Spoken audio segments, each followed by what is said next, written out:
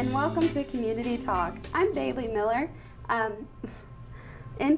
marketing intern for Leonardo's. Joining me today is Julie Baird, Executive Director of Leonardo's Children's Museum. Hello, Julie. Hi, Bailey. How are you doing? I'm doing great, thank you. And I know we have a lot going on at Leonardo's right now, so can you tell us a little bit about what's going on? Sure. We have some really big events coming up next week.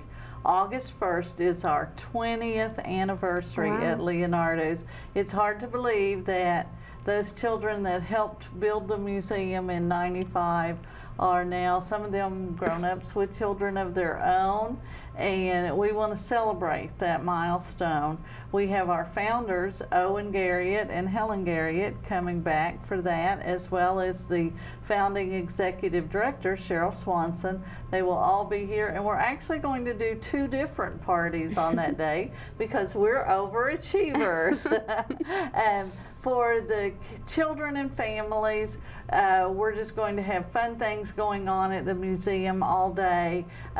We'll have face painting, we'll have some extra crafts, that sort of thing, and we're rolling back prices. I hope it's okay to say that. I borrowed that from Walmart. So. But the admission price that day for non-members is $5, the same as it was in 1995. That's so neat. And that's good for all day inside the museum and outside at Adventure Quest. And so we hope people will come and visit us all day. The Garriotts will actually be in the birthday party room from 2 to 4 on Saturday. So we'll need to be there. And people can come by and talk to them. We've actually told some groups like the class of 1948, Enid High's, class of 48, they are welcome to come by and they don't have to pay to get in and see the Garriotts. And the same is true for I think Central Christian Church is going to bring a group. That's where Helen went to church when she lived in Enid.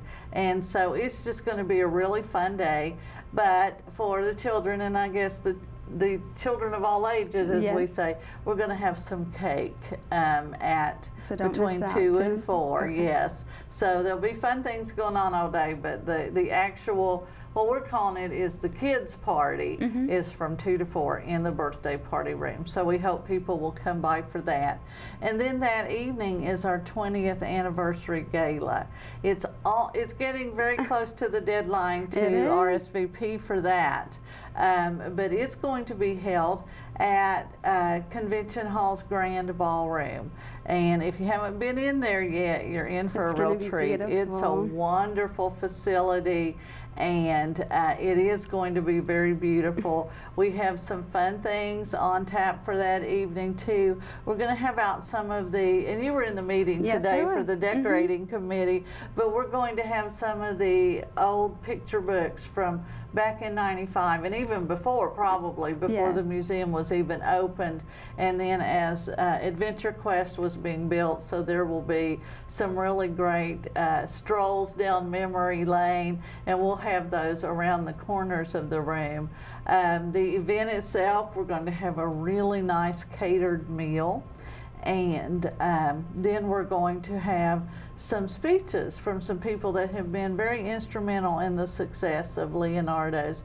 Our keynote speaker for that evening is Lieutenant Governor Todd Lamb, and as most everyone around here knows, he grew up in Enid, and he's very proud of his hometown, and he's been a big supporter of Leonardo's for many, many years. And so he'll be our keynote speaker, and then our founders and founding executive director will speak at the dinner briefly, and then that's the portion of the evening that's celebrating our past. The first 20 years. And then we're going to look forward to the future, envisioning the future, and we're going to have some of the key players in our ongoing capital campaign that will speak about that. And you know, they're going to tell us where we are right now toward our $6 million goal and what people can do to become involved in that. It's not too late. And what can we expect after August 1st? What's going on? Okay, before I get to that, I forgot a big part of the evening. Oh, okay. excuse me, we have a dance. Yes, we after do. that. After the dinner and after the speeches, even before the dance, we're actually having birthday cake because we're in It's our Children's birthday, Museum and yeah. we want cake and ice cream. And so it's going to be a really elegant dinner followed by cake and ice cream because we Perfect. always have to have a playful time. And then we have a local band, Backstage Pass, and we're going to have a dance from I know, I'm 9 looking p.m. forward till to hearing midnight. them. So it's going to be a really great day and a great evening. And then, as you mentioned, we're closing temporarily. Leonardo's will be closed after August 1st for about 8 months through March. And we're going to completely renovate and expand the museum. That's what we've been working toward for the last 4 years almost. And it's an exciting time. And we have found a local patron who is providing us space so that we can move and still continue to be involved in the community and still do some of the things that we do at That's Leonardo's. Messer Bowers has been so supportive of Leonardo's for 20 years, and they're continuing into the future. And they own a building at 301 West Main, and they have offered to let us use Suite 110 for local people who don't know what that is. It's the old Social Security building. I've even heard some people say it's the old Champlain building, and it's where Paul Trucking was, Okay. on the south side of that building. And what we'll have in there, of course, our animals cannot stay at Leonardo's while we're renovating. Right. Offices can't stay there either. So we're moving our gift shop, our offices, our animals, our educational classes, and even birthday parties. We'll still have an opportunity to have birthday parties. It's not quite the same as at Leonardo's or at Adventure Quest, but we're going to lower the cost for birthday parties and also include either an art class or an animals class. So there still will be fun things to do. Oh, and I forgot to mention we're moving some of our most popular exhibits Yes, too. we are. The Light Bright is going, and the Nano exhibit. We'll move our drawing tables, our art and dress-up areas. So there'll be plenty to do. And there's one more. Oh, Silage Beats. Oh, okay, great. That's the orange and white spinning thing Everyone that loves moves that. around. Yes, children love that. So we have to, between August 1st, when we close at 5 o'clock and go to our gala, we have August 2nd and August 3rd to completely clear the first and second floors. Of course, we have camp going on upstairs Yes. until July 31st. So it's going to be an interesting 2 days. We'll do We it. are looking for volunteers to help, especially volunteers with trucks that could help us Yes. move some of our supplies. We will have movers for the big things on Monday, and then Tuesday, a local construction company, Henson Construction, got the bid Great. for doing our renovation, and they'll be in there to start demo. So we cannot be on the property during that, which is really kind of fun. You know, I'd love to go in and see progress, but I think it would just That'll be make me really exciting. nervous. And the thing that I probably shouldn't say this on TV, but I'm so excited that when we leave, we'll have those horrible restrooms on the second floor, and when we come back, we'll have new ones. That would be great for all of us in the office. Yes. And so this first phase is not the complete project, but it's all the exterior work. We're moving the entrance from the west on 2nd Avenue down to 2nd Street down to Maple Avenue, right across from the Adventure Quest parking lot. And then we're going to have all new permanent exhibits on the first floor. There are 2 things that we've already done as part of our capital project. The first floor restrooms, and they're wonderful. That opened last year, and then in 2013 we opened the tinkering exhibit. So those 2 will stay. everything else on the first floor will change. And one of the coolest things that I'm so excited about is a 2-story exhibition. Yes. We're going to cut a hole in the ceiling of the first floor, and this exhibit is going to go up to the ceiling of the second floor. That's going to be a favorite. It's going to be so awesome. And of course, you know, safety is a concern, so we don't let children get out on the second floor, but they'll go in on the first floor and they can climb up and around and through and then slide back down to the first floor. And it is called the Power Tower, telling the story of Oklahoma energy. That's going to be in the Donald W. Reynolds Foundation Oklahoma Gallery. And we're going to have a lot of new things in there. I don't know how much time we have. You'll let me know, I guess. But we're having a new Critters Clubhouse too. When we move our entrance down to the south, that's where the reception desk will go and where the gift shop will go. And so the animals are going to be displaced again after they already have to move to the temporary home. Quite a bit of moving. But it's going to be so cool. It's a Critters Clubhouse, and we've had some great sponsors for that, including the Kirkpatrick Foundation. So we're really excited about that. And then once you get up to the second floor, of course, you'll be in the Power Tower, and you can look out and see. We will have some new things up there. We'll have a new second floor birthday party room. Mm-hmm. I've already mentioned the restrooms. Integris Health and Integris Baptist Hospital have come in as major sponsors for a new medical clinic. The one we have downstairs is looking very loved at this time. So we're so excited that we'll have that new upstairs. And then some of these things that are going with us to the temporary location will be there, as well as some others. But it's going to be really, really cool. We anticipate that our grand reopening will be early April of 2016. So what can members expect with Leonardo's closing? And you know, that's a great question. We're hearing that a lot. Why should I keep my membership? Adventure Quest will be open as much as possible, weather permitting. Starting that first week of August until school starts, it'll be open 12 to 5, 12 to 8 on Tuesday, Thursday, and Saturday through Labor Day. And then we plan some special events out there.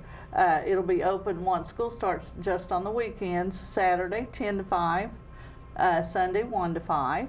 And then also we plan to have Fall Festival out there, some other special events, give members a reason to visit us. And of course, members also get discounts in the gift shop and in like on classes and things like that. But you want to have your Leonardo's membership so you can add on the network membership. It's a perfect time to add that $40, and then you can visit our 4 partner museums unlimited times. We encourage you to do that while we're closed. Take advantage of that time to visit them.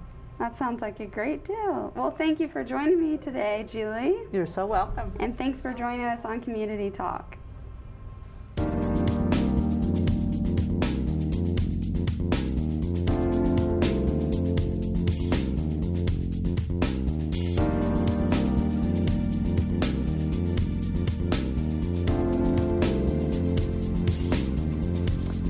I'm Brenda Bingham with Blue Star Mothers, and I have with me today Karen Vollman, our secretary.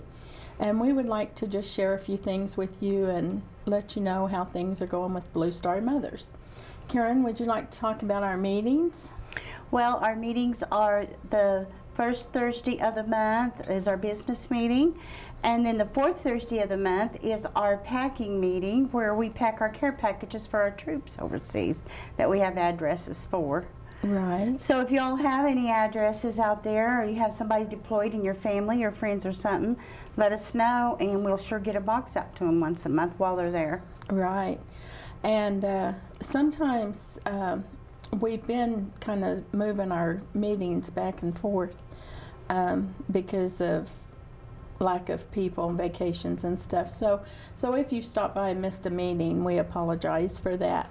But we are having the 23rd, is tomorrow the 23rd? Tomorrow's the 23rd. We are having the packing and a meeting, and our elections are coming up soon too. So we're kind of excited, and hopefully we can get some new moms in and help us a little bit.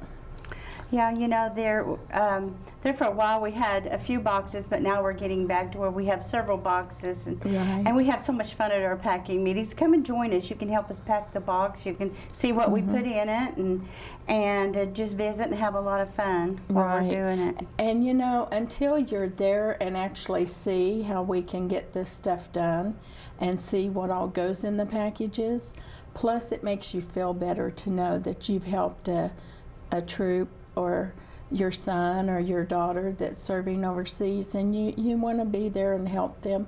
But to pack their care package and make sure that they're getting it, it really makes you feel really good. And there is times we have changed our meetings for field trips from the schools or maybe a church group or something. We have changed our time on it where they could come and do that as a project and stuff. And so if you have a church class, a Sunday school class, or a grade school class, or somebody that wants to come help us pack boxes, just let us know and we'll change our times where we can accommodate you. Right.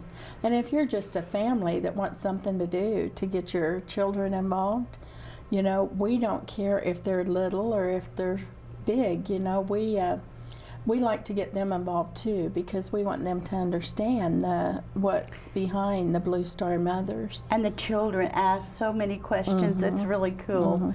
It is. It's a blessing to be able to do what we do. It is. It's a blessing that we have sons and daughters who give up everything to support our country and to put their lives on the line for us. Yeah, and we've had names that's done several deployments. That's true. You know, anywhere from 1 to 6. You know. And you know, we can't send a care package out if you don't give us the name. If we don't have the name and address from the mom, the sister, a family member, or your wife, we can't send the care package. But I visited with a couple from the base the other day, and they was really impressed, and so hopefully we'll get a few names out there. And we've got some local people that's been deployed, and they're still over there, and they're going to be home in like November and December. But you know, there's always someone else going back to replace them. And they make Thanksgiving and Christmas, and that's right. We always send our Thanksgiving boxes out at our packing meeting in October, so they'll get there by Thanksgiving. And then our Christmas boxes go out the first week in December, so they'll get their Christmas boxes in time. Right, and so if you have a group that would like to be making Christmas cards and cards that you just want to send a thank you to the troops, we'll be more than glad to mail them. We'll be glad to make sure that each box gets 2 or 3 if that's what you've got. Right. You'd be surprised at how much that makes those people over there that's kind of lonely when they get these. I know there was several of them that there was a name on there, and they had contacted us back with a letter on they would like to respond to that picture on the construction paper or the card that these kids made or whatever, and thank them for it, because they love it. They really love it. They do. And we don't want to forget our veterans. I hope that the ones, some of our Korean and our World War II vets got to sign up for that, going to Washington for a day. And I think the deadline was last week, but I really hope that we hear from the ones that's getting to go. Yeah, our World War II veterans are getting few, you know. They are. My dad was one, but he's been gone for a while, but I mean, you know, it's so neat though to talk to them when you have a World War II or any other veterans for that matter. But these older guys, they're just really neat. You know, I just love talking to them. They are, and you know, we've got fundraisers coming up. We've got let's see, Ames Day, August the 14th and 15th, I Yes. believe. And we have lots of fun. We'll be baking pies to take out there, and we'll be doing a wheel that we have that the kids can spin. Well, the adults can spin too. The kids have a lot of fun with it, though. Yeah. And the prizes is always, you know, like a gift bag for a boy or a girl. There's cookies. There's free meals. There is, I believe there's going to be popcorn and stuff on there this year. And we play bingo out there. This is a fundraiser for Ames. And for the fire department. Right. And the pie auction is just, it's amazing what these people, of course they know they're donating to the fire department, will give for these pies. Exactly. And then they have a pie contest too, I think. And a turtle, dressing up your turtle. So if you'd like to get involved with this for the small hometown get-togethers and fundraisers that they do, it really brings a lot of people together. And we're the only group that gets to come in outside of town to be there and to be able, they like to help us support our troops just as well. And I think they've had some that's went through their fire department, you know, there's been military and different things, but you know, that little town depends on all of this every year for their fire department. That's true. And we got to remember our firemen and our policemen too, because they all do a good job. They're just as important. And their life is on the line too. Yes. And we would like to mention, we had a local soldier that passed away last week, and it was a beautiful service, but heart-wrenching. And so just remember that our sons and daughters are over there fighting for our freedom. And you know, the war doesn't end for them when they come home. The war continues every day for them. Right. So, especially if they have issues with their health, or you know, because they've gotten hurt or something. the PTSD. Right. You know, there's so many things that go on. So I don't really want to mention any names, but I do want to keep this family in our prayers, because it was really something hard to go through. So, and you know, they pass away in war for different reasons and are hurt overseas, but a lot of times some of their issues don't come up till years later, and they're still dealing with it. And that's right. That's right. That's very true. So, and then moving on, we would like to also think about the Marines and the sailor that was killed in Chattanooga. Our thoughts and prayers go out to that family. It's terrible that these things happen. It is, and I know on the news that some of our veterans have stepped up to guard the recruiting stations and stuff. And you know, our veterans, through all the wars and the ones to come, you know, they're going to stand up, and they're going to stand up for each other and help protect each other. And you know, truthfully though, doesn't that just make you feel good? It makes you feel real good. That Marine that was standing in front of that one recruiting station, and you know, it was just... Well, they become brothers. Right. They become family over there, wherever they're serving. And you know, there's nothing like your best bud that you was in the service with. And so anyway, but we would like to continue on with, is there anything that you'd like to talk about that, I mean, we do need things for our care packages. Right, and in the summertime, well, the year round, they need like moisture wipes are real important. But the snack foods that they can put in their pockets, if they have to go on a mission, they don't get back for, you know, to the canteen or to the,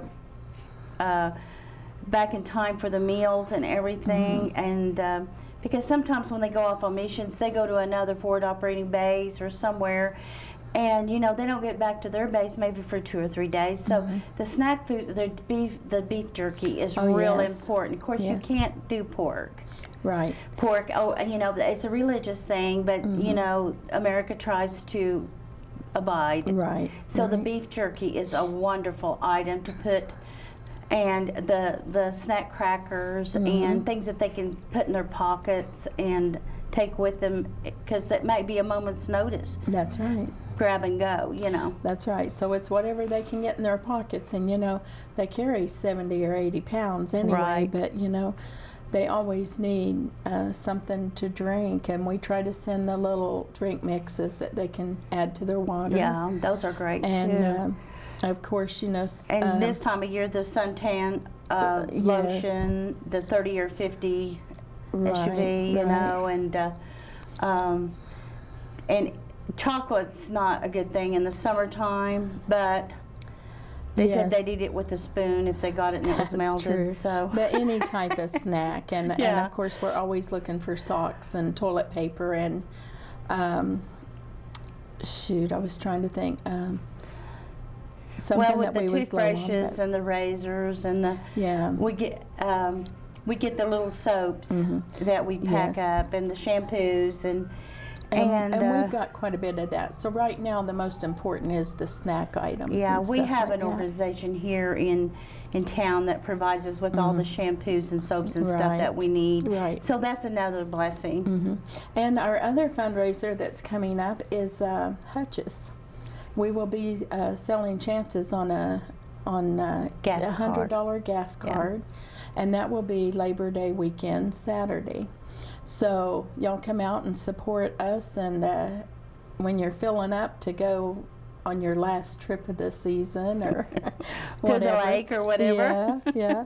But it's almost time for us to go, but I really want to keep our troops and their families in our prayers.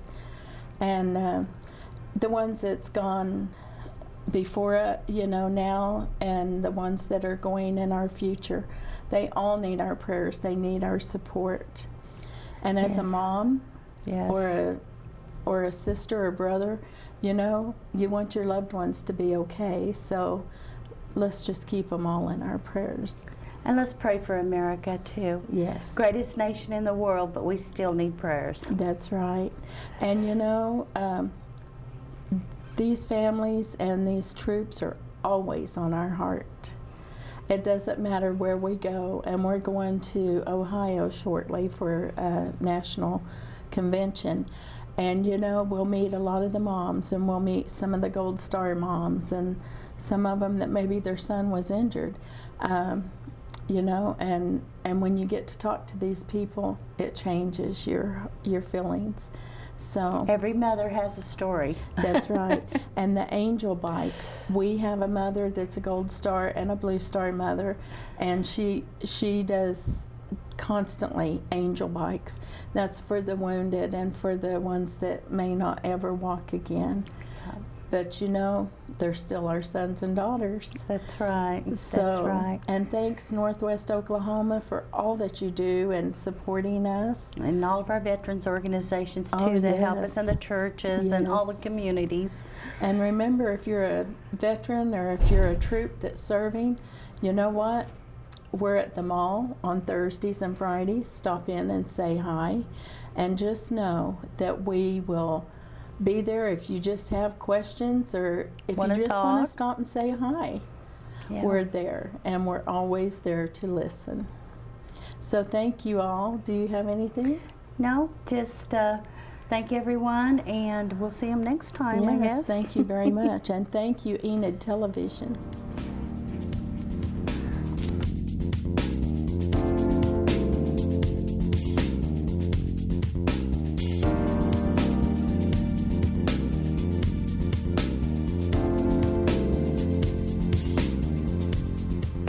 Well, good afternoon. I'm excited to be here with Pastor Brad Mendenhall of World Harvest Church. I'm Bob Osborne, and we're here today to talk about Feed the Neighborhood. And Pastor Brad, you've been doing that for a few years now. Yeah. How many years? Feed the Neighborhood has been around for a long time. This will be the 15th year of Feed the Neighborhood, coming up here August the 9th. So, Wow. And yeah. for that's a long time. That's quite a program to be running that long Yeah. very successfully. Tell us, for people that don't know, I know a lot of our viewers are going to know what Feed the Neighborhood is, Okay. but give us a brief synopsis of what Feed the You bet, Neighborhood is. You bet. Well, Feed the Neighborhood is a family festival event that's held second Sunday of each year in August. And it's that Feed the Neighborhood that we ask everybody to come out that may need a little help getting back into school this year. They can get free hamburgers and hot dogs, but the main thing that we're going to be doing at Feed the Neighborhood that we always do is give away the basic school supplies and a lot of other free items, plus offer some services to help the kids get ready for school. One of the big services is free haircuts.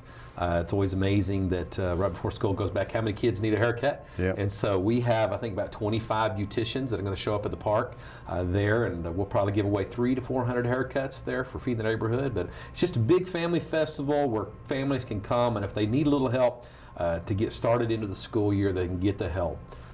This year we're doing the backpacks, we're doing school supplies. We're going to have a $15 voucher to go to Walmart and get them a pair of shoes.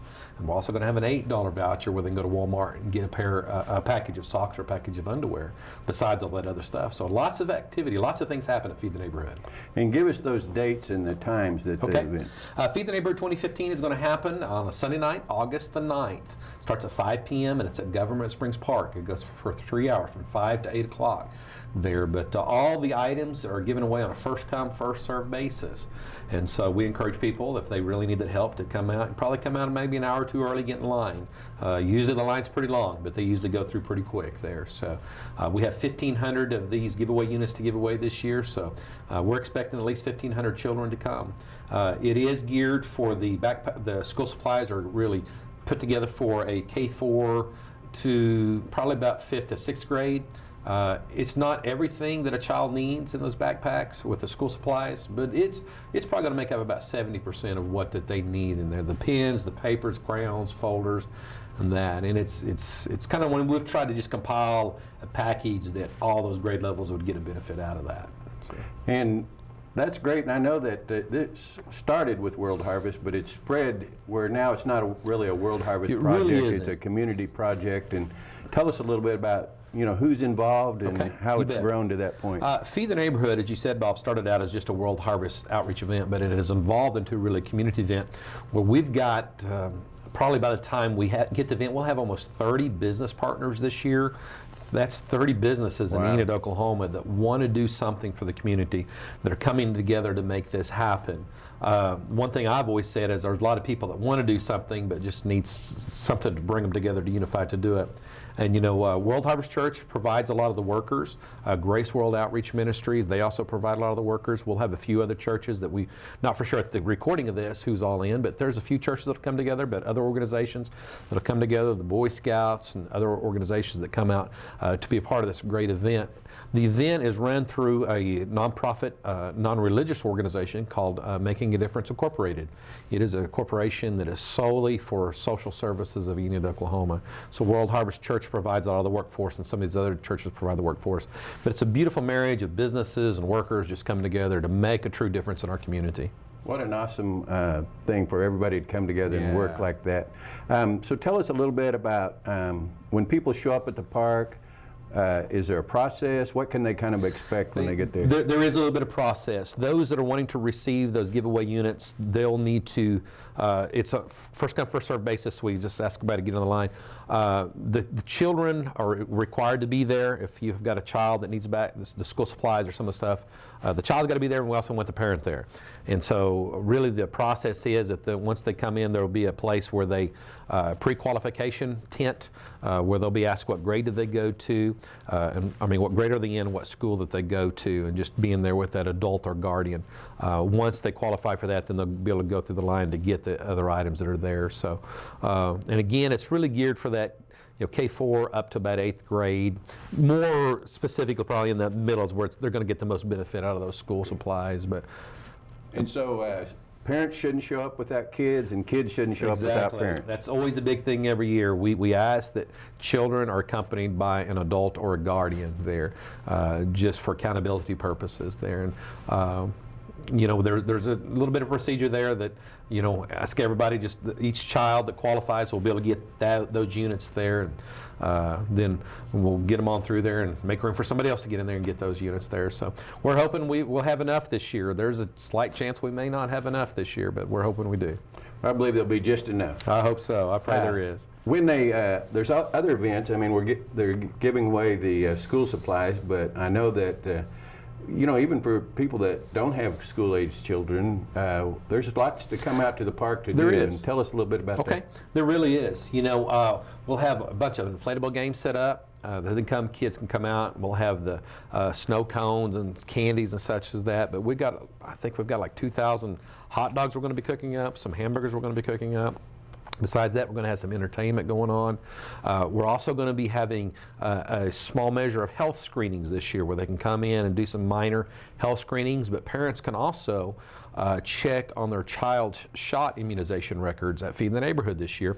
I believe it is with the state of Oklahoma that they are now requiring that students have so many shots given the immunizations. They're really starting to crack down on that. So that's going to become an issue with a lot of families just not knowing.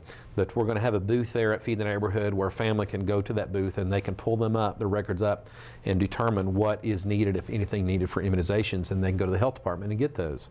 So we're excited about that. But there are a lot of services going to be going on besides just the giveaways there. And again, a lot of these things we're waiting for some commitments for some people, but Oklahoma Blood Institute's going to be there for those that like to give blood. That's always such a big thing, saves lives, and it's always a big event there. So there's a whole lot of activity going to be going on that you could spend all evening at Feed the Neighborhood and just really enjoy it. Really have a good time. Really have a good time. Does it take a few people to get this all pulled together? Boy, it does. It does. It does take a community of people. It'll require about 300 to 400 workers this year to really make this happen. And of course, it always blesses me that around Enid, people love to serve. Sure. You know, want to make a difference, want to help their brothers and sisters. And so we've got, like I said earlier, some churches helping out, our church is helping out, but there's some other organizations going to be helping out. And there may be somebody watching. If you want to come help out at Feed the Neighborhood, the event starts at 5 o'clock. If they'd come like at 3:30 or 4 o'clock, we'll have a volunteer booth set up where they can check in. We welcome volunteers to come down and help out at Feed the Neighborhood. It's a great opportunity it's going to be hot most likely, but a great opportunity to serve. And speaking of hot, I think you're going to be giving away some water. Yes, thank you. We're water, and we also, I believe, have Gatorade this year. We've had Lowe's has donated a whole truck, or not a truck full, but a whole pallet of Gatorade and a pallet of water. And so, especially if it's hot, we want people to stay hydrated. Thank God for the trees down at Government Springs Park. They can stay in some shade, but we'll have plenty of water and food, and plenty for everybody. And give us those dates again and kind of the time. It's coming up Sunday night, August the 9th. It's a Sunday night. Starts at 5 o'clock. The event starts at 5 o'clock. It kicks off 5 o'clock to 8 o'clock there. And if they're wanting the school supplies and some the voucher giveaways, they probably need to come a little earlier just to get in line and ready for that, because it is on a first-come, first-served basis. And so when we run out, we run out. And 15 years of doing this, I think we've only ran out 1 year. So every other year, we've always had just enough. Okay. And so just to kind of go over briefly what they can expect when they come. When they come, there's going to be food. There's going to be games for the kids. Yeah. There's going to be some snow cones and a lot of things going on there. It's kind of almost like a little carnival out there. But the main things is that I know people are interested in is the backpacks, the school supplies, the vouchers. You know, our vouchers, and let me just explain about that for just a moment, is the vouchers are good to Walmart. Walmart's really partnered with us well with this year. And so they're going to get a voucher good to $15 for a pair of shoes and $8 for a package of socks or underwear. And they're going to take that voucher out to Walmart, and it's only good for those items. They can't get other items there. But we've looked, and you know, child's pair of shoes you can buy for less than $15, so it's good for a pair of shoes there. They'll take those up there to the register, and then they will process it through that way. You know, somebody may want to buy a $20 pair of shoes, but they got $15 to go towards a pair of shoes on that. They're not going to get a balance if it's less. But and those vouchers are good till August the 31st, and so they'll have about 2.5 weeks that they can go out to Walmart on their own time, pick out the shoes they want, the socks and underwear that they want, and redeem them. So Well, you know, I don't have any school kids right now, but I have grandkids, and I know Yeah. what a blessing, and you know how much it does cost. It's really kind of unreal how much it costs to. I heard a statistic several years ago, if I remember right. I'm sure it's changed a little bit, but just for one child to prepare them with the school supplies and what they need, it costs an average of about $85 per child.